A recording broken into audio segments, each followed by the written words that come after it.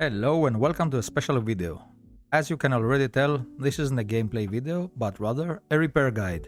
I'm Evan, and if you have been following my channel, you know that I received my Steam Deck recently. Since then, I've been using it on a daily basis, installing and testing games, emulators and more. This was supposed to be a video about the pros and cons of the Steam Deck, but yesterday, my Steam Deck started acting weird. The left and right bumper buttons started needing a bit more force to register a click, so I started investigating. To my surprise and relief, this was a common issue among Steam Deck owners. The cause was either faulty bumper buttons or the switch behind them.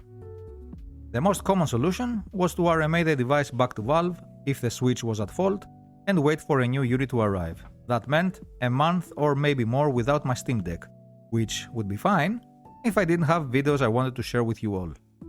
The other solution, if you have faulty buttons, was to buy replacement bumper buttons from iFixit, but they are out of stock. So, let me show you the issue in action. As you can see, the left bumper, which I fixed, is working nicely, registering clicks with no effort and even on the side as it should. The right bumper, on the other hand, needs a lot more effort to press, sometimes it doesn't register the press at all, and it doesn't work on the sides. The left bumper was like that as well. So, let's turn it off and see what is happening.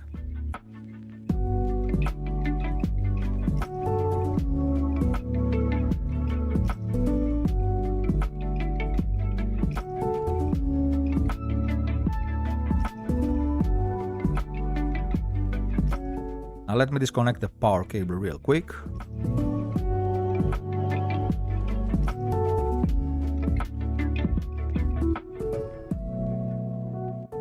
If you can see, I have added something to the left bumper to get it to work.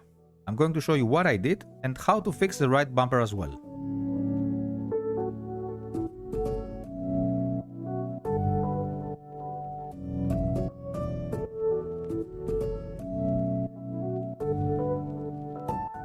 First, I will remove the shielding by removing these three screws.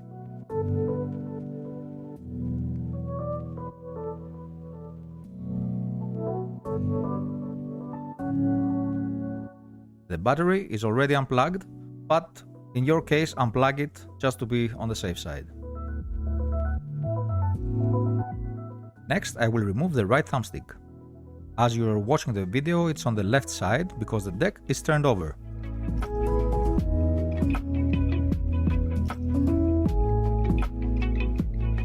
Gently lift the lock of the ribbon and pull the ribbon by lifting it up slightly using the blue handle and not the ribbon itself.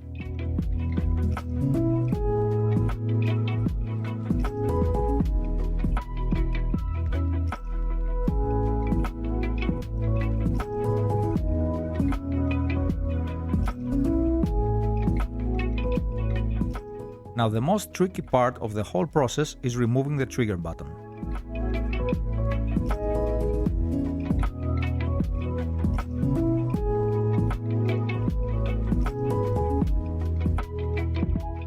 The trigger is held in place with two pegs which act like hinges. You have to dislocate the outer peg and lift the trigger upwards a bit before dislocating the inner peg and finally removing the trigger.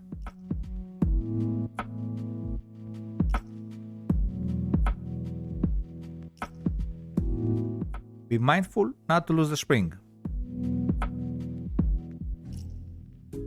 These are the two pegs I was talking about.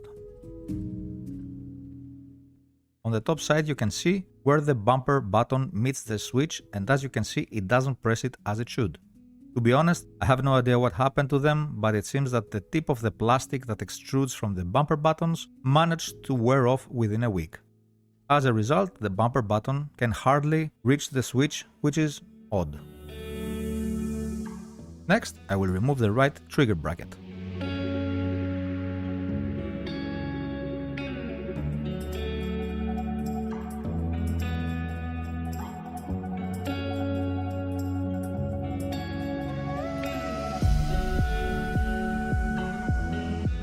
Now here is a nice design choice by Valve's engineers. The trigger bracket has a small housing for the bumper switch which provides support so the switch doesn't wobble when pressed.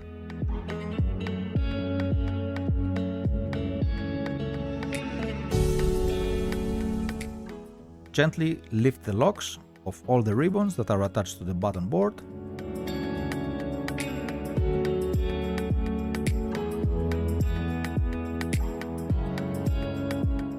Pull the ribbon by lifting it up slightly using the blue handle and not the ribbon itself.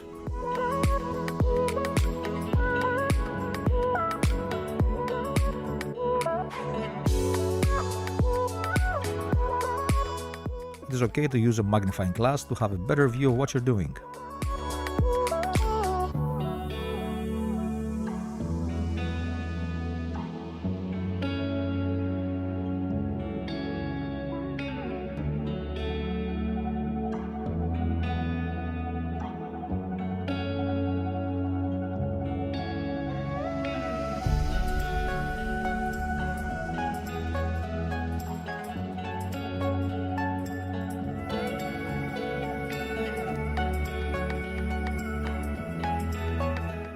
With the board removed, we can see the switch.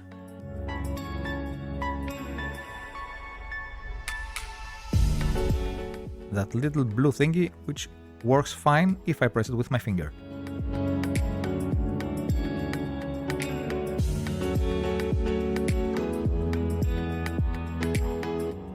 Now we come to the interesting part. The right bumper assembly and the bumper button itself, which is held in place by that screw and that screw. Oops, I mean the one right above.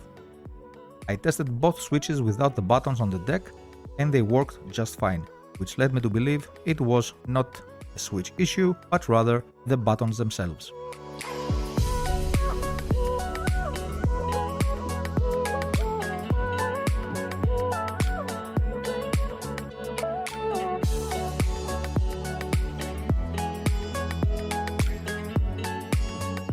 Now, in order to disassemble the bumper and remove the button, you have to lift the outer latch first and then detach the inner latch to free the button.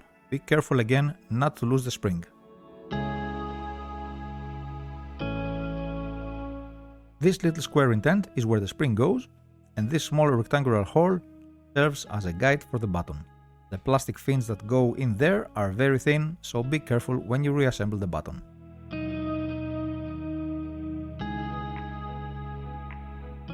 This little plastic part, shaped like a cross, is what is causing the issue.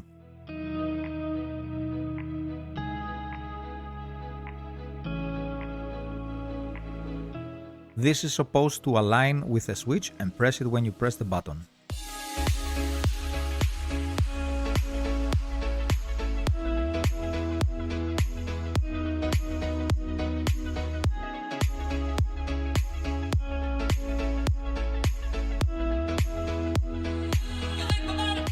I don't know if this is by design, but it seems a bit worn.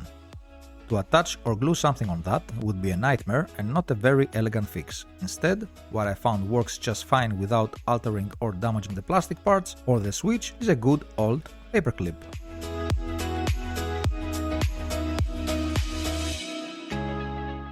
If you bend a small part to a U shape like this,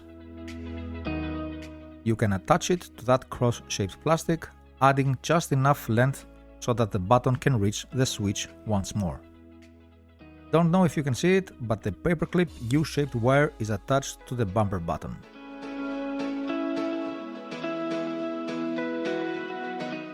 Now all I have to do is reassemble the bumper and the button board so I can test it out.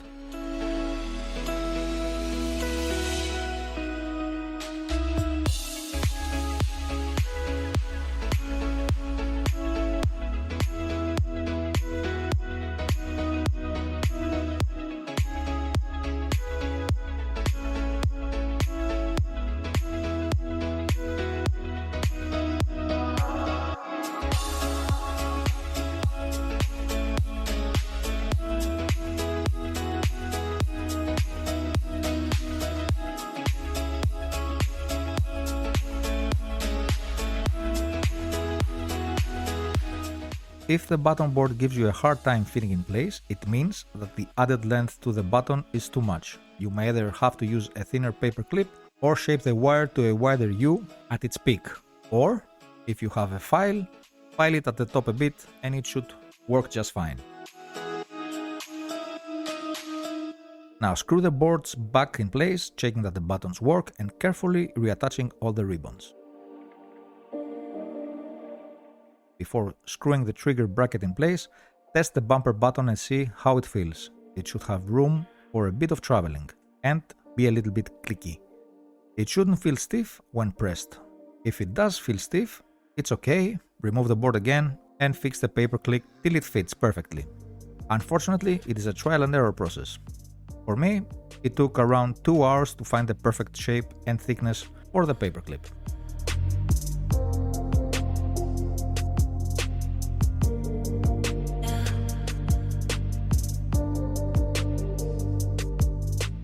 In order to reattach the ribbons, it is okay to use a magnifying glass to have a better view of what you're doing.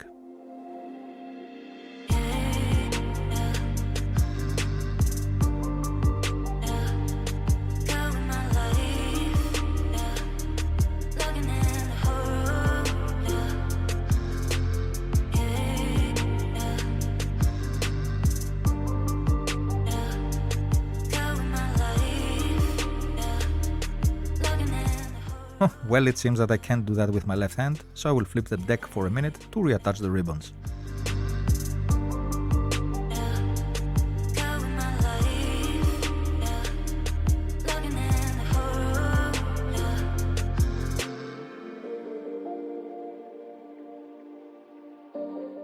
With all the ribbons in place, it's time to plug in the power cable and test the bumper buttons once more.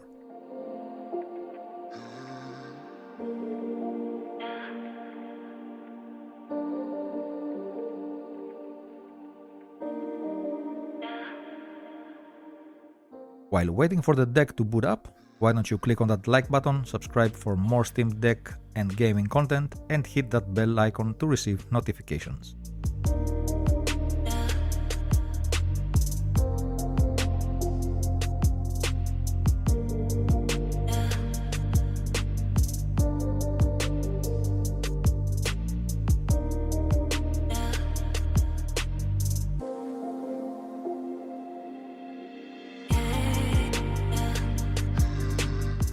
Okay, with the Steam Deck booted up, let's head to the library and see the bumper buttons in action. And as expected, the right bumper now works as it should, even on the outer edges and even by simple tapping it. This is a huge improvement compared to how it was before the fix.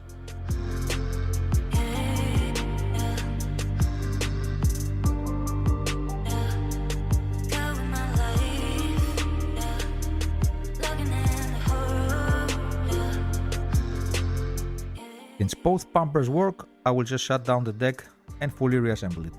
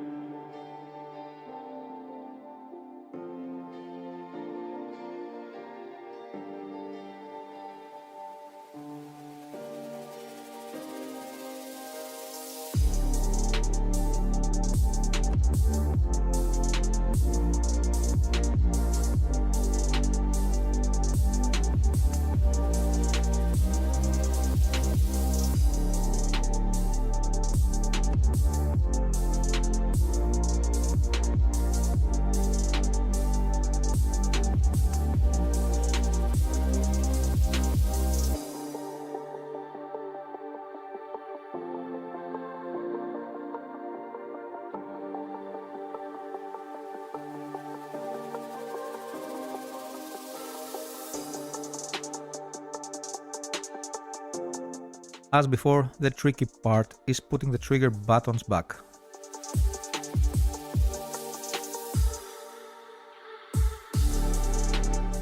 Again, start by latching the outermost peg first, and once in place, push down on the trigger to latch the innermost peg. You know it's in place when you hear a loud click sound.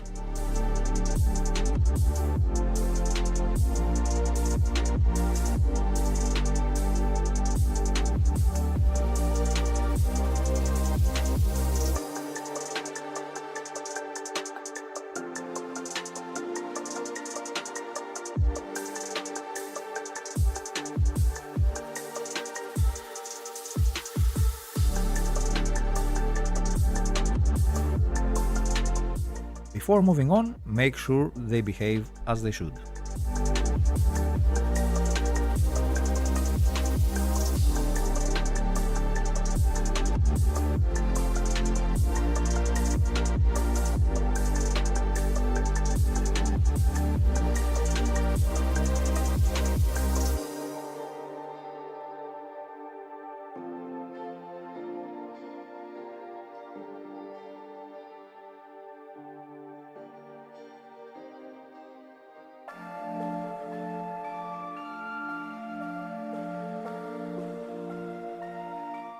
In order to reattach the battery cable, just use your fingers. You know it's all the way in when you see no more gaps in the metal casing.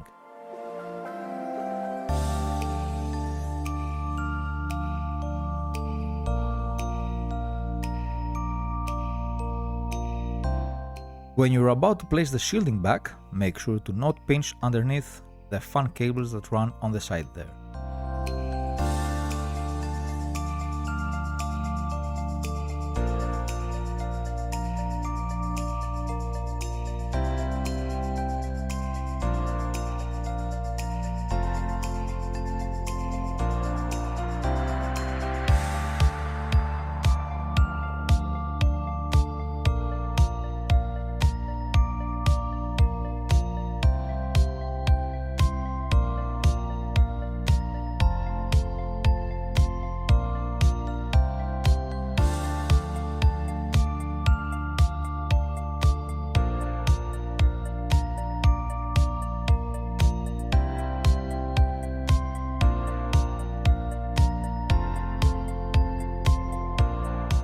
Once more, before placing the back cover back, test all the buttons to see if they work.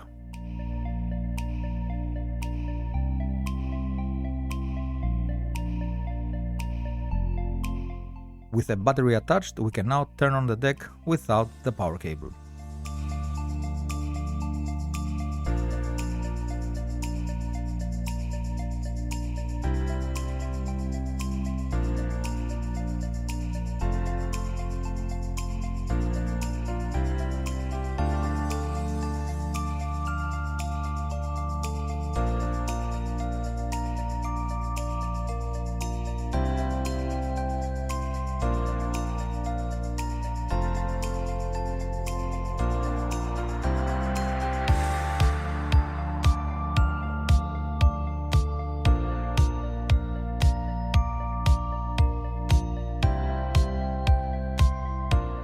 This time around, I will use the built-in controller testing software to test out all the buttons.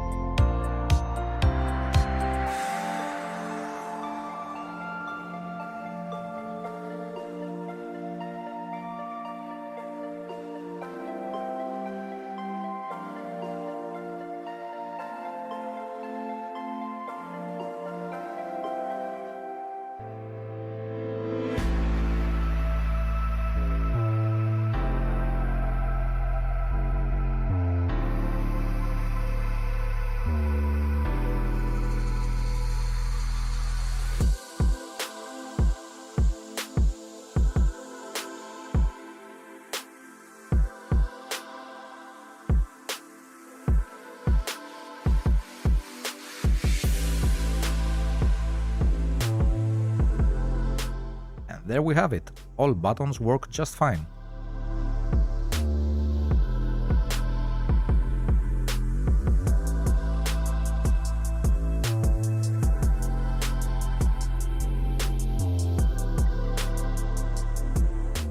Now let's put the deck to sleep and place the back cover.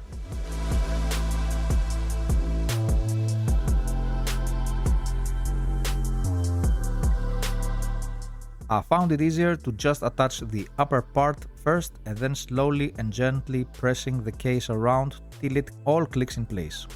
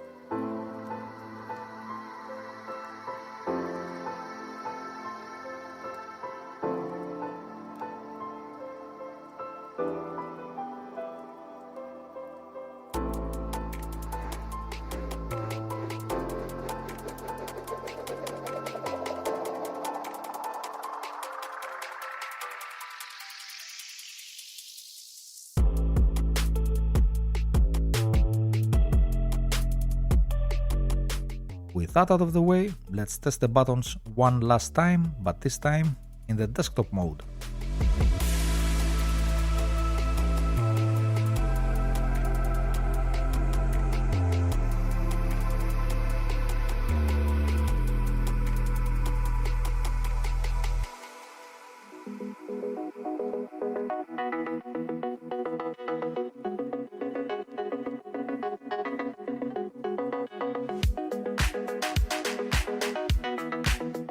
Here you can see that the bumper buttons work great and react to rapid presses as they should.